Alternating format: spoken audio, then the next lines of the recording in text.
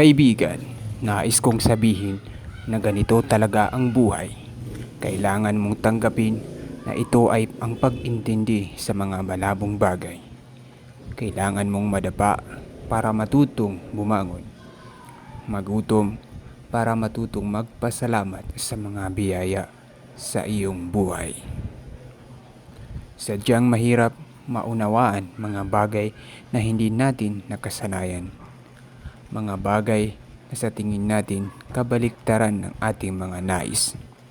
Gayunpaman, kailangan mong magpatuloy, aking kaibigan. Bawat araw ay biyaya sa iyo. Kailangan mong itong ipagpasalamat.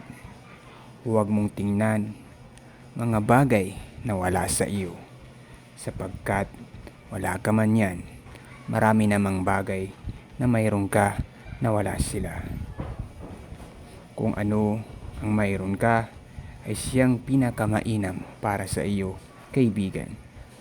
Wala sa material na bagay ang tunay na halaga ng buhay. Sikapin mong maging matatag para balang araw, kaibigan, iyong maipagmalaki ang iyong sarili. Hanggang dito na lamang.